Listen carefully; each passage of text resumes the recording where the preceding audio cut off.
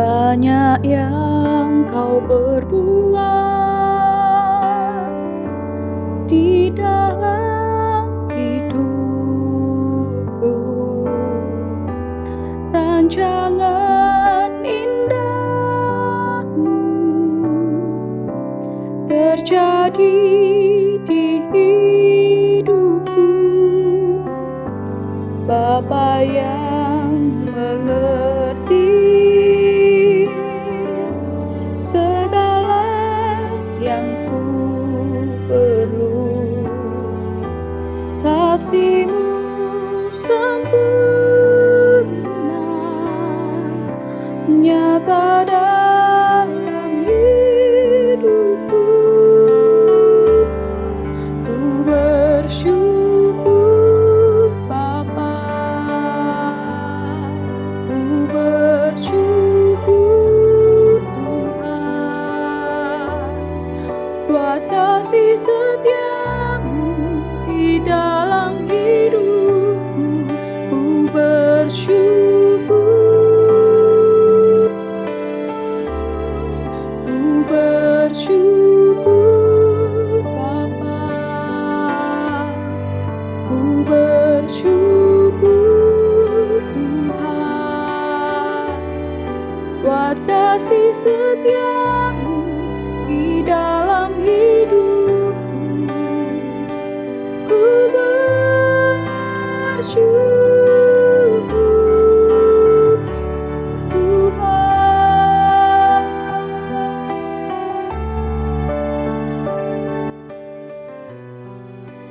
Selamat malam Bapak Ibu Saudara sekalian. Pada malam hari ini kita akan bersama-sama merenungkan firman Tuhan yang terambil dari Injil Lukas pasal yang ke-17 ayat yang ke-11 sampai yang ke-19. Firman Tuhan ini menceritakan tentang 10 orang kusta yang disembuhkan oleh Tuhan Yesus, tetapi hanya ada 1 orang saja yang datang kembali kepada Tuhan Yesus. Ketika Yesus melihat orang-orang kusta ini, Tuhan Yesus tidak jijik atau menghindar daripada mereka, melainkan ketika mereka berteriak, "Yesus Guru, kasihanilah kami," Tuhan Yesus memandang mereka dan menyuruh mereka untuk memperlihatkan diri mereka kepada para imam.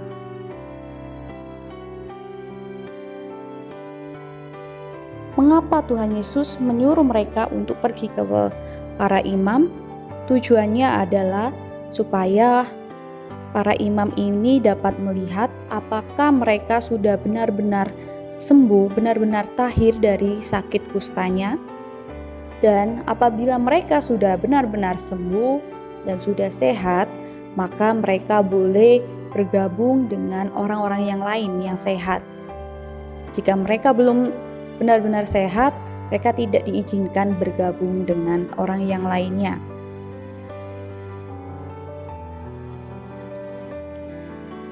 Di dalam perjalanan, mereka menjadi tahir. Dari ke-10 orang kusta yang disembuhkan oleh Tuhan Yesus, hanya ada 1 orang saja yang datang kembali kepada Tuhan Yesus. Dia tersungkur di kaki Yesus dan mengucapkan syukur kepadanya. Mengapa hanya orang ini saja yang datang kepada Yesus untuk mengucap syukur? Karena hanya orang ini sajalah yang mengalami perjumpaan dengan Yesus di dalam hidupnya. Selama ini dia hanya mendengar bahwa Tuhan Yesus sudah menyembuhkan orang sakit, membuat orang buta menjadi melihat, membangkitkan orang mati, dan lain sebagainya. Dan kali ini dia mengalami hal itu sendiri. Dan dia sudah benar-benar sembuh dari sakit kustanya.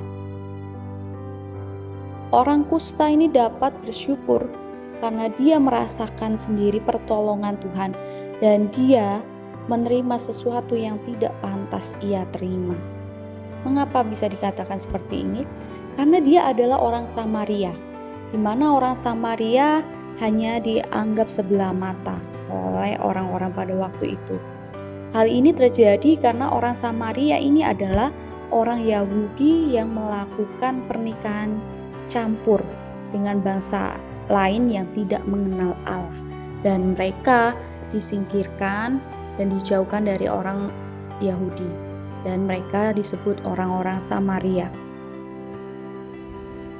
Tahun 2020 adalah tahun yang cukup berat, di mana di awal tahun kita mengawalinya dengan bencana banjir yang begitu besar, yang hampir sebagian kota Jakarta terendam oleh air.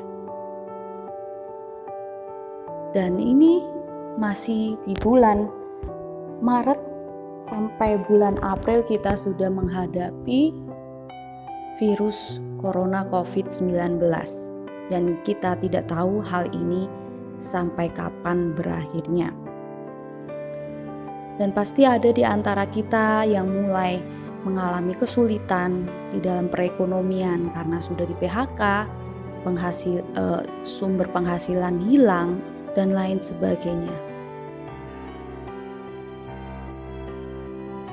Tahun 2020 dapatkah kita bersyukur kepada Tuhan? Ucapan syukur kita muncul karena hati kita yang mengasihi Yesus dan mengalami berjumpaan dengan Yesus, bukan karena dipengaruhi oleh kondisi di sekitar kita. Yang menjadi penghalang kita bersyukur adalah iri hati. Kita tidak dapat bersyukur karena kita iri dengan orang lain, karena kita iri dengan tetangga kita, iri dengan saudara kita, sehingga hal ini membuat kita susah untuk bersyukur. Kita harus selalu bersyukur kepada Allah dengan segala hal yang sudah Allah lakukan di dalam hidup kita masing-masing.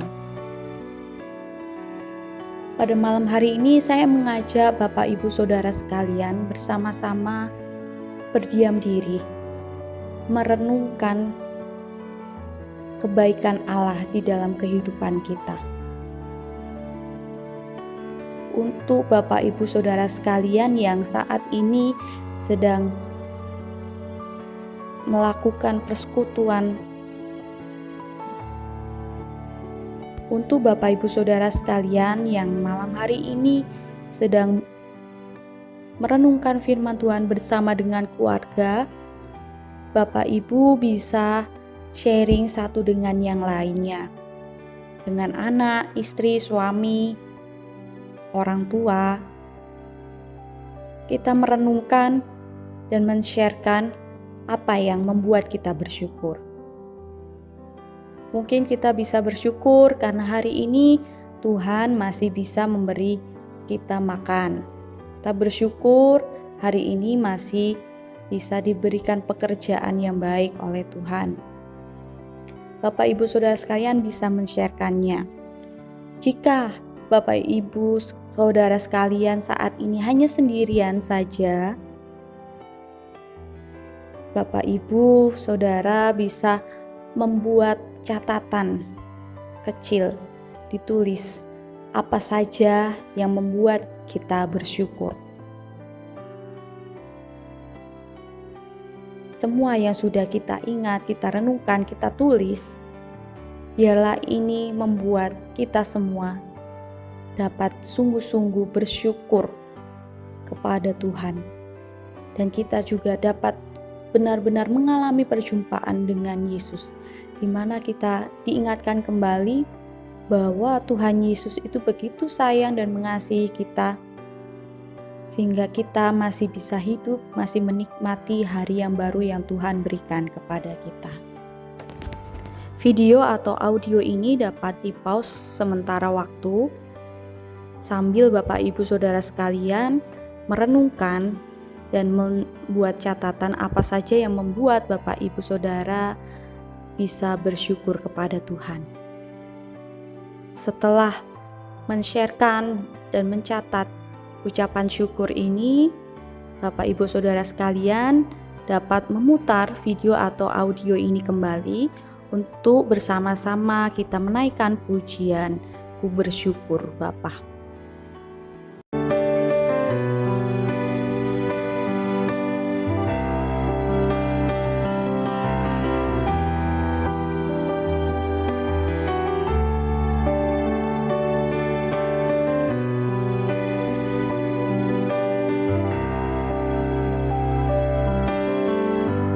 Banyak yang kau berbuat di dalam hidupku, rancangan indahmu terjadi di hidupku, Bapa yang mengerti segala yang ku perlu. Kasih-Mu sempurna nyata dalam hidupku. Ku bersyukur Bapa, ku bersyukur buat kasih setia-Mu di dalam hidupku. Ku bersyukur, ku bersyukur Bapa, ku bersyukur Tuhan buat kasih setia-Mu di dalam hidupku. Ku bersyukur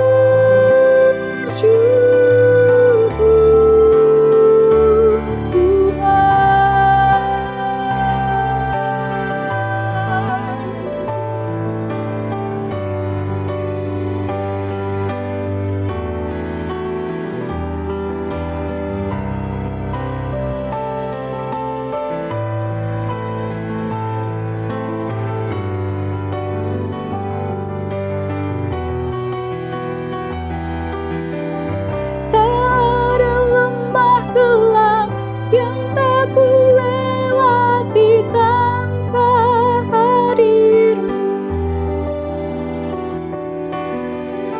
Hatiku takkan gentar, sebab ku tahu tangan-Mu yang menopangku. Tak ada lembah gelap yang tak ku lewati tanpa hadir-Mu. Hatiku takkan gentar, sebab ku tahu tangan-Mu yang menopangku. Kaulah Yesus, Kaulah Tuhan, hanya Kau ku percaya. Kaulah Yesus, Kaulah Tuhan, harapan hidupku. Ku bersyukur Bapa, ku bersyukur Tuhan buat kasih setia-Mu di dalam hidupku. Ku bersyukur, ku bersyukur Bapa, ku bersyukur Tuhan buat kasih setia-Mu di dalam hidupku. Ku bersyukur, ku bersyukur Bapa, Ku bersyukur Tuhan buat kasih setiamu di dalam hidupku.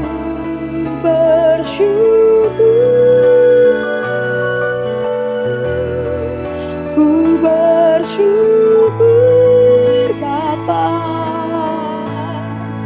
ku bersyukur Tuhan buat kasih setiamu di dalam hidup.